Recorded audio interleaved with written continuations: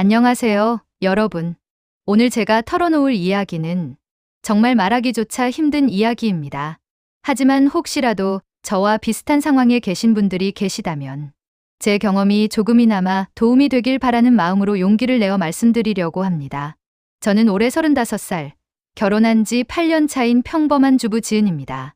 남편 준호는 저보다 1살 위로 중견건설회사에서 과장으로 일하고 있어요. 저희는 대학교 3학년 때 같은 동아리에서 만났습니다. 지은아, 나랑 사귈래? 정말요? 저 좋아요. 남편이 먼저 고백했고 6년간 연애 끝에 결혼했죠. 결혼 첫 해에 딸 서연이가 태어났고 지금 7살이에요. 정말 예쁘고 똑똑한 아이거든요. 오늘 유치원에서 칭찬받았어. 정말 우리 서연이 최고네. 저는 아이가 태어난 후부터 전업주부로 지내왔어요. 남편 월급만으로도 충분히 생활할 수 있었고 아이를 직접 키우고 싶다는 마음도 있었거든요. 평범하지만 행복한 가정이었어요. 남편은 성실하고 가정적이었고 주말이면 가족과 함께 시간을 보내려고 노력했어요. 이번 주말에는 놀이공원 갈까? 와, 좋아요. 서연이가 좋아하겠네. 물론 가끔 부부싸움도 하고 경제적으로 여유롭지는 않았지만 그래도 행복했습니다. 적어도 3개월 전까지는 말이에요. 그런데 올해 6월 어느 날 제가 갑자기 쓰러졌어요. 아침에 서연이 아침밥을 차려주고 남편을 배웅하고 나서 설거지를 하는데 갑자기 어지러우면서 속이 메스꺼리더라고요. 왜 이러지? 어지러워? 처음엔 그냥 컨디션이 안 좋은가 보다 했는데 며칠 동안 계속 그러더라고요. 목에 뭔가 이물감도 느껴지고 음식을 삼키기가 힘들어지기 시작했어요. 여보, 병원 한번 가봐야 할 것 같아. 그래. 빨리 가보자. 내가 병원 예약해줄게. 그때까지만 해도 단순한 감기나 스트레스성 증상일 거라고 생각했거든요. 그런데 병원에서 각종 검사를 받고 일주일 후 결과를 들으러 갔을 때 갑상선에 악성 종양이 발견됐습니다. 갑상선암이에요. 다행히 초기 단계여서 완치 가능성이 높습니다. 그 순간 정말 머리가 하얘졌어요. 암이라는 말을 들었을 때의 그 절망감은 말로 표현할 수가 없었습니다. 암이라고요? 네, 하지만 초기이고 예후가 좋은 편입니다. 수술 후 항암 치료를 받으시면 충분히 완치 가능합니다. 그때 가장 먼저 떠오른 생각은 우리 서연이었어요. 아직 7살밖에 안 된 어린 아이인데 엄마가 이런 병에 걸리다니. 집으로 돌아오는 길에 남편이 제게 말했어요. 걱정하지 마. 우리가 함께 이겨내자. 초기라고 했으니까 괜찮을 거야. 정말 든든했어요. 이런 남편이 있어서 제가 이 병과 싸워나갈 수 있겠다는 생각이 들었거든요. 수술은 2주 후에 하기로 했고 그 전까지 추가 검사들을 받아야 했어요. 남편은 정말 헌신적이었습니다.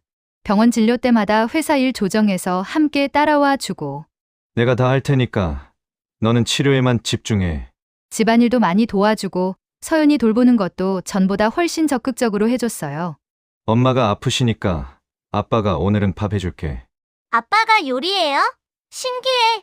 그런데 이상한 건 그때부터 남편이 제 동생 민지와 자주 연락하기 시작한 거였습니다. 제 동생 민지는 저보다 3살 어린 올해 32살이에요. 대학에서 시각 디자인을 전공하고 졸업 후 줄곧 광고 대행사에서 그래픽 디자이너로 일하고 있어요. 언니, 나 이번에 큰 프로젝트 맡게 됐어. 정말 우리 민지 최고네. 성격이 활발하고 사교적이라 사람들과 잘 어울리는 편이고 외모도 솔직히 말하면 저보다는 예쁜 편이죠. 민지는 대학 때 한 번 긴 연애를 했었는데 3년 전에 헤어진 후로는 혼자 지내고 있어요. 언니, 좋은 사람 있으면 소개해줘. 그럼 우리 회사 사람 소개해줄까? 사진 먼저 봐야지. 연애에 대해서는 좀 까다로운 편이에요.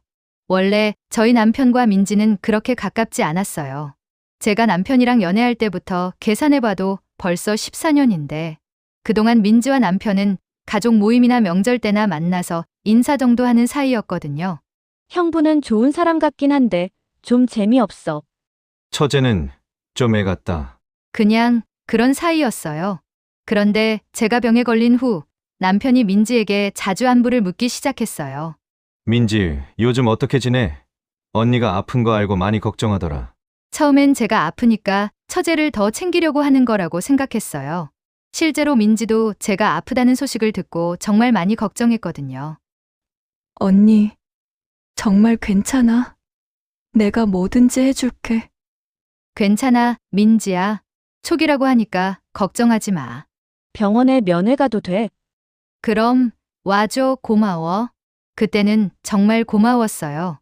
가족들이 이렇게 저를 걱정해주고 챙겨주는구나 싶었죠. 그런데 점점 이상한 기운이 느껴지기 시작했습니다. 어느 날 제가 병원에서 CT 검사를 받고 있는데 검사 시간이 좀 길어져서 남편이 혼자 복도에서 기다리고 있었어요. 검사가 끝나고 나왔더니 남편이 복도 끝에서 전화 통화를 하고 있더라고요. 그래. 걱정하지 마. 내가 다 알아서 할게. 너는 신경 쓰지 말고. 평소보다 목소리가 부드럽고 뭔가 다정한 느낌이었거든요. 그런데 제가 가까이 가니까 급하게 전화를 끊더라고요. 벌써 끝났어? 아까 누구랑 전화했어? 회사 후배. 그런데 회사 후배랑 그렇게 다정한 목소리로 통화할 이유가 있나 싶었죠. 그 후로 남편의 행동을 자세히 관찰해보기 시작했어요. 원래 제가 의심이 많은 성격은 아닌데 왠지 모르게 신경이 쓰이더라고요. 그랬더니 정말 이상한 점들이 하나둘 보이기 시작했어요. 먼저 핸드폰을 예전보다 훨씬 조심스럽게 다뤄요. 항상 화면을 아래로 뒤집어서 놓고 제가 근처에 오면 핸드폰을 가슴팍에 대거나 급하게 치우고 예전엔 그런 적이 전혀 없었거든요. 그리고 갑자기 잔업이 많아졌다면서 늦게 들어오는 날이 늘었어요. 요즘 큰 프로젝트가 있어서 바빠. 오늘도 좀 늦을 것 같아. 그래? 몸 관리 잘해. 응. 걱정하지 마. 주말에도 회사 일이 급해서라며 나가는 일이 잦아졌고요. 제가 아픈 상황인데도 말이에요. 미안해. 자기야. 이번 주말에 급한 일이 생겨서 회사에 좀 나가야 할 것 같아. 주말에도? 요즘 너무 바쁘네. 이 프로젝트만 끝나면 괜찮을 거야. 가장 이상했던 건 민지 이야기를 자연스럽게 자주 꺼낸다는 거였어요. 민지, 요즘 어떻게 지내?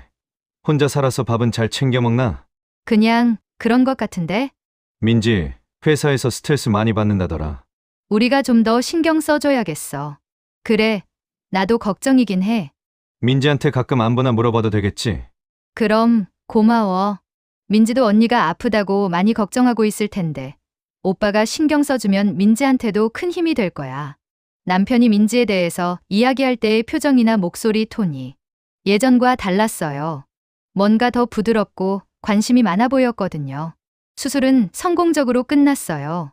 다행히 림프절 전이는 없었고 갑상선 절반만 제거하면 됐거든요. 수술이 성공적으로 끝났습니다. 다행히 전이는 없었어요. 정말 다행이다. 고생했어. 자기야. 하지만 수술 후 회복 기간 동안 항암 치료를 받아야 했어요. 항암 치료가 정말 힘들더라고요. 메스껍고 머리카락도 빠지고 온몸에 힘이 하나도 없고. 여보, 너무 아파. 힘들겠지만 조금만 더 버텨. 거의 다 왔어. 그런 제 모습을 남편이 보면서 많이 힘들어했어요. 미안해. 내가 더 잘해줘야 하는데. 아니야, 고마워. 내가 있어서 버틸 수 있어. 그런데 시간이 지나면서 뭔가 석연치 않은 기분이 들기 시작했어요.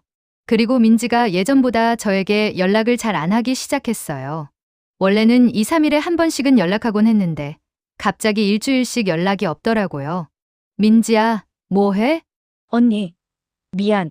요즘 회사 일이 너무 바빠서. 그래? 몸은 괜찮고? 응, 괜찮아. 언니는 어때? 치료 잘 되고 있어? 응, 많이 나아졌어. 언니 보러 갈게. 다음에. 요즘 정말 바빠서. 언니도 아픈데 내가 가서 피곤하게 하면 안 되잖아. 예전 같으면 제가 아프면 민지가 제일 먼저 달려왔을 텐데. 어느 날 오후 제가 침실에서 쉬고 있는데 거실에서 남편이 전화 통화하는 소리가 들려왔어요. 목소리가 평소보다 작았는데 가만히 들어보니 응. 알겠어. 내일 3시. 괜찮아. 그때 시간 될 것 같아. 병원에 2시까지 있으면 되니까. 응. 그래. 조심해서 와. 누구와 만날 약속을 잡는 것 같았는데 제가 병원에 있는 시간을 계산해서 약속을 잡는다는 게 이상했어요. 다음날 병원에 갔는데 오늘은 회사에서 급한 일이 생겨서 먼저 가봐야 할 것 같아. 택시 타고 들어와도 되지? 회사에 뭔 일인데? 그냥 프로젝트 관련해서 갑자기 미팅이 잡혔어. 몇 시에? 3시 반. 어제 전화해서는 3시라고 했는데 갑자기 3시 반이라고 하더라고요. 그냥 그래, 다녀와. 응. 빨리 다녀올게. 그날 집에 돌아와서 회사 미팅 어땠어? 라고 물어봤더니 아, 응. 그냥 그랬어. 별거 아니었어. 대충 넘어가려고 하더라고요. 그리고 며칠 뒤에는 더 이상한 일이 있었어요. 제가 화장실에 가려고 일어났는데 남편이 소파에 앉아서 핸드폰으로 누군가와 메시지를 주고받고 있더라고요. 집중해서 타이핑하고 있어서 제가 오는 걸 못 봤나 봐요. 그래서 살짝 화면을 봤는데 상대방 이름이 민지였어요. 그것도 하트 이모티콘까지 붙어서요. 심장이 쿵 떨어지는 느낌이었어요. 왜 제 동생 이름 옆에 하트가 붙어 있지? 여보, 뭐 해? 아, 그냥 뉴스 보고 있었어. 민지랑 연락하는 거 아니었어? 어? 아, 응. 잠깐 안부 물어봤어. 요즘 민지랑 연락 자주 하네? 그냥 내가 아프니까 동생도 걱정하고 있을 것 같아서. 그때는 그러려니 했는데 나중에 생각해보니 남편 반응이 너무 어색했어요. 그 후로 더 자세히 관찰해봤는데 정말 이상한 점들이 계속 발견됐어요. 핸드폰에 비밀번호를 걸어놨어요. 예전엔 비밀번호 없이 썼는데 언제부터인가 잠금을 해놨더라고요. 그것도 지문 인식이 아니라 숫자 비밀번호로요. 어느 날은 남편이 씻는 동안 거실에서 TV를 보고 있는데 남편 핸드폰에서 카톡 알림음이 계속 울리더라고요. 한 번도 아니고 연달아서 5번 정도. 궁금해서 핸드폰을 봤는데 화면에 민지라는 이름과 함께 메시지 미리 보기가 떠 있더라고요. 오빠 오늘 고마웠어, 유유. 오늘 고마웠어라는 말이 뭔가 둘이 만났다는 뜻 같았거든요. 그때 남편이 욕실에서 나오는 소리가 들려서 급하게 자리에 앉았어요. 남편이 나와서 핸드폰을 확인하는데 메시지를 보더니 미소를 지으면서 뭔가 답장을 보내더라고요. 누구야? 어? 그냥 회사 동료. 회사 동료가 오빠라고 불러? 아, 그게 어린 여자 후배라서. 거짓말인 게 너무 뻔했어요. 연락처에 민지라고 되어 있는 걸 제가 봤는데 그날 밤 남편이 잠든 후에 정말 많은 생각을 했어요. 혹시 제가 너무 예민하게 생각하는 건 아닐까? 병 때문에 스트레스 받아서 괜한 의심을 하는 건 아닐까? 하지만 아무리 생각해봐도 뭔가 이상했어요. 다음날 민지에게 전화를 걸어봤어요. 민지야, 나야. 그냥 목소리 듣고 싶어서. 요즘 어떻게 지내? 응, 많이 나아졌어. 그런데 민지야, 혹시 우리 준호랑 요즘 연락 많이 해? 아, 그래? 어떻게 연락하는데? 자주? 민지 목소리가 평소보다 어색했어요. 뭔가 숨기는 것 같은 느낌이었거든요. 아니야, 그냥 궁금해서. 아니, 왜? 전화를 끊고 나서도 계속 찜찜했어요. 민지 반응도 그렇고 남편 행동도 그렇고 뭔가 숨기는 게 있는 것 같았거든요. 그때까지만 해도 설마 했어요. 설마 남편이 제 동생과, 설마 민지가 제 남편과. 그런 건 절대 있을 수 없다고 생각했거든요. 하지만 며칠 후 결정적인 순간이 왔습니다. 그날은 제가 정기검진을 받는 날이었어요. 남편이 말했어요. 오늘은 검사만 받고 오는 거니까 혼자 갔다 와도 되지. 회사에서 중요한 프레젠테이션이 있어서. 몇 시에 프레젠테이션이야? 2시. 그럼 오전에는 시간 있네? 아, 그게 준비할 게 많아서 미리 가봐야 해. 그래, 알겠어. 그래서 혼자 병원에 갔어요. 검사 결과는 다행히 좋았어요. 암세포가 더 이상 발견되지 않았고 회복도 잘 되고 있다고 하셨거든요. 검사 결과가 아주 좋습니다. 암세포는 더 이상 보이지 않고 회복도 순조롭게 진행되고 있어요. 정말요? 감사합니다. 기뻐서 남편에게 바로 전화했어요.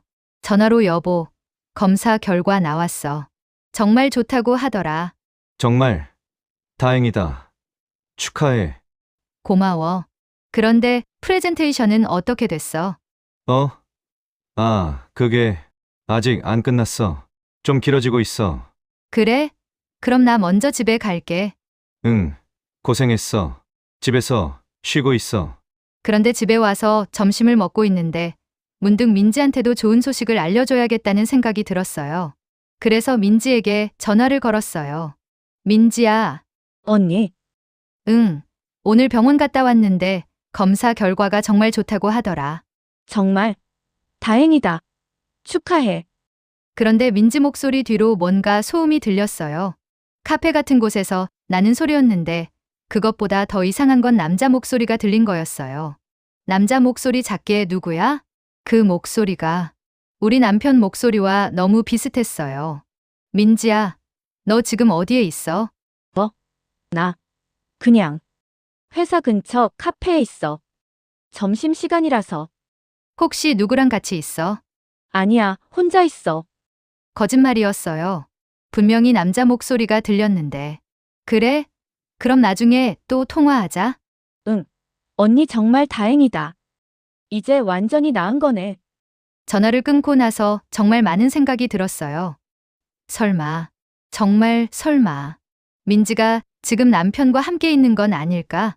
남편은 회사에서 프레젠테이션 한다고 했는데 민지는 회사 근처 카페에 있다고 했고. 그런데 민지 뒤로 남편 목소리 같은 게 들렸고. 아니야, 그냥 비슷한 목소리였을 거야. 내가 너무 예민해져서 그런 거야. 하지만 불안한 마음을 떨칠 수가 없었어요. 그날 저녁 남편이 평소보다 늦게 들어왔어요. 7시쯤 들어왔는데 표정이 좀 이상했어요.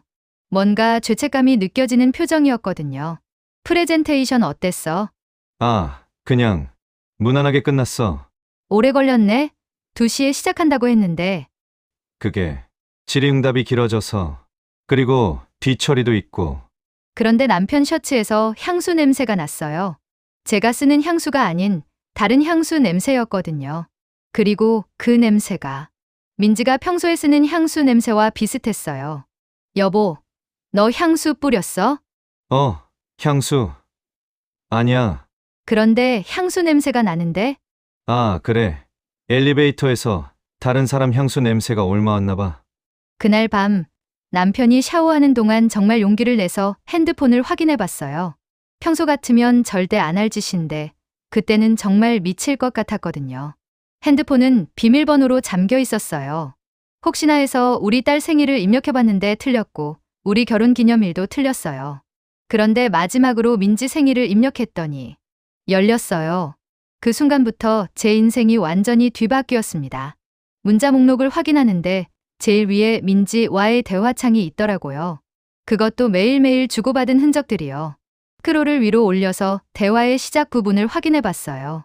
처음에는 정말 제 걱정하는 내용들이었어요. 민지야, 언니 상태 어때? 많이 걱정되네. 형부도 많이 힘드시겠어요. 언니가 아프니까. 응. 좀 힘들긴 해. 그래도 이겨낼 수 있을 거야. 문자 제가 뭐 도와드릴 일 있으면 언제든 말씀하세요. 여기까지는 정상적인 대화였어요. 그런데 날짜가 지나면서 점점 내용이 바뀌어 가더라고요. 요즘 정말 힘들어. 아픈 사람 돌보는 게 이렇게 어려운 줄 몰랐어. 형부 많이 힘드시겠어요. 저한테 언제든 털어놓으셔도 돼요. 고마워. 민지야. 너라도 있어서 다행이야. 저도. 형부 힘든 모습 보면 마음이 아파요. 여기서부터 뭔가 이상해지기 시작했어요. 민지야. 혹시 시간 되면 커피 한잔 할까? 요즘 답답해서. 네. 언제든 좋아요. 형부가 힘드실 때 제가 옆에 있어 드릴게요. 고마워. 내일 오후에 만날까? 지은이 병원 가는 시간에. 네, 좋아요. 이게 한 달 전 대화였어요. 그때부터 둘이 만나기 시작한 거였죠. 그 다음 대화들을 보니까 어제 만나서 정말 좋았어. 오랜만에 마음이 편해졌네. 저도요. 형부 얘기 들어드리는 게 별거 아닌데 도움이 된다니 다행이에요. 아니야. 정말 큰 힘이 돼. 요즘 집에서는 웃을 일이 없었는데. 앞으로도 언제든 연락하세요. 제가 형부 힘들 때마다 옆에 있어 드릴게요. 점점 더 가까워지는 게 보였어요. 그리고 며칠 후 민지야. 미안한데 이런 상황에서 이런 말 하면 안 되는 건 알지만 무슨 말씀이세요? 너를 보면서 자꾸 다른 생각이 들어. 어떤 생각이요? 지은이는 요즘 아파서 예전 같지 않고 너는 이렇게 밝고 예쁘고 나도 모르게 너한테 의지하게 돼. 형부, 미안해. 이런 말 하면 안 되는 거 아는데 그냥 혼자 생각만 할게. 아니에요. 사실 저도 형부 보면서 마음이 이상했어요. 제가 이 메시지를 본 게 바로 2주 전이었어요. 그때부터 둘 사이가 완전히 달라진 거였죠. 오늘도 만날 수 있을까? 네. 언니 치료받는 시간에 맞춰서 나갈게요. 고마워. 너만이 내 마음을 이해해줘. 저도 형부가 필요해요. 이런 감정이 잘못된 건 알지만 우리 둘 다 힘든 시기니까 서로 의지하는 거라고 생각하자. 더 끔찍한 건 사진들이었어요. 둘이 함께 찍은 셀카들이 있더라고요. 카페에서, 공원에서, 심지어 민지 집에서까지. 제가 병원에서 치료받고 있는 동안 이런 일들이 벌어지고 있었던 거예요.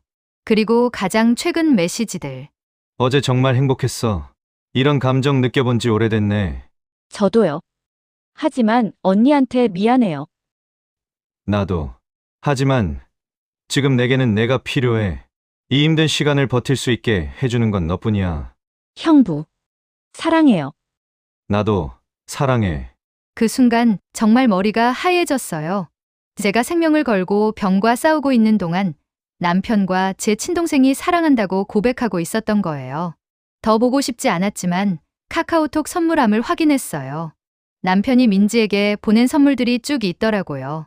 꽃다발, 목걸이, 귀걸이, 심지어 명품 가방까지. 모두 최근 한 달 사이에 보낸 거였어요. 그때서야 왜 남편이 요즘 생활비를 적게 주는지, 왜 가계부를 꼼꼼히 확인하지 말라고 하는지 이해됐어요. 제 치료비는 보험으로 대부분 해결되는데 정작 그 돈으로 다른 여자한테, 아니, 제 친동생한테 선물을 사주고 있었던 거예요. 그 순간 욕실에서 물소리가 멈췄어요. 남편이 곧 나올 거라는 뜻이죠. 급하게 핸드폰을 원래 자리에 놓고 침대에 누웠어요. 심장이 터질 것 같았지만 아무렇지 않은 척 해야 했거든요. 자기 왜 안 자고 있어? 오늘 좋은 소식 들었는데 푹 쉬어야지. 그 목소리가 그렇게 위선적으로 들릴 수가 없었어요. 다음 날 아침 저는 결심했습니다. 더 이상 모른 척할 수 없다고요. 남편이 출근 준비를 하는 동안 제가 먼저 말을 꺼냈어요. 여보, 응, 어젯밤에 내 핸드폰 봤어. 뭘 봤는데? 민지랑 주고받은 문자들. 전부 다. 미안해. 뭐가 미안해? 전부 다. 언제부터야? 한 달 전부터. 왜? 나도 힘들었어. 너를 돌보는 것도 힘들고, 경제적으로도 부담이고. 그러다 보니까 민지가 위로해주는 게 고마웠어. 처음엔 정말 그냥 위로받는 거였어. 그래서 내 동생과 사랑한다고 고백했다고? 그게, 대답해. 미안해. 정말 미안해. 나도 모르게 그렇게 됐어. 모르게 내가 죽을 수도 있는 병과 싸우고 있는 걸 알면서도 그래서 더 미안해. 더 이상 들을 수가 없었어요.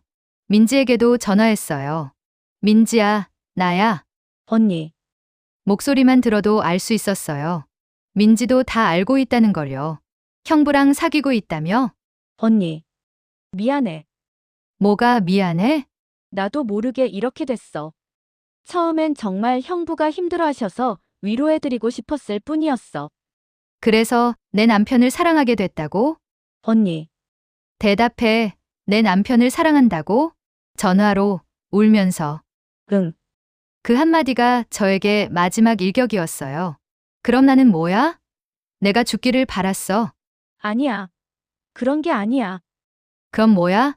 내가 치료받는 동안 내 남편과 데이트하고 선물 받고 사랑한다고 고백하는 게 뭐야? 정말 미안해, 언니. 나도 이렇게 될 줄 몰랐어. 하지만 이미 사랑하게 됐어. 어떻게 하면 좋을지 모르겠어. 어떻게 하면 좋을지 모르겠다고?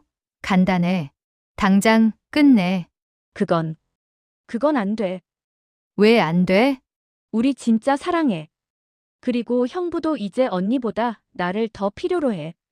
그 말을 듣는 순간 정말 모든 게 끝났다는 생각이 들었어요. 가족들에게도 모든 걸 말했어요. 부모님은 너무 충격받으셔서 한동안 말씀도 못 하시더라고요. 어떻게 이런 일이? 너 어떻게 언니한테 이럴 수 있니? 언니가 죽을 수도 있는 병으로 고생하는데. 죄송해요. 하지만 이미 사랑하게 됐어요. 어쩔 수 없어요. 지금은 남편과 이혼 절차를 밟고 있어요. 민주와는 연락을 끊었고요. 서연이에게 설명하는 게 제일 힘들었어요. 아빠랑 엄마가 왜 헤어져야 해? 아빠가 다른 사람을 좋아하게 됐어. 그럼 나는 어떻게 돼? 엄마가 잘 키워줄게. 괜찮아. 가장 아이러니한 건 제가 완치 판정을 받은 거예요. 지난주 정밀검사 결과 암세포가 완전히 사라졌다고 하더라고요. 제가 죽을 뻔했던 그 시기에 그들이 사랑을 키워나갔는데 결국 저는 살아남았고 그들은 떠나게 된 거죠. 여러분께 하고 싶은 말은 아무리 가까운 사람이라도 맹신하지 마세요. 그리고 뭔가 이상한 낌새가 느껴진다면 그냥 넘어가지 말고 확인해 보세요. 진실은 아파도 알아야 합니다. 제가 지금 치료받았던 병보다 더 아픈 건 마음의 상처였어요. 하지만 이것도 시간이 지나면 나을 거라고 믿고 있어요. 혼자서 아이를 키우며 새로운 인생을 시작해야 한다는 게 막막하지만 그래도 진실을 알게 된 것만은 다행이라고 생각해요. 거짓된 관계 속에서 계속 살 수는 없잖아요. 힘든 시간을 보내고 계신 모든 분들, 우리 함께 힘내요. 언젠가는 다 지나갈 일이니까요. 긴 이야기 들어주셔서 감사합니다.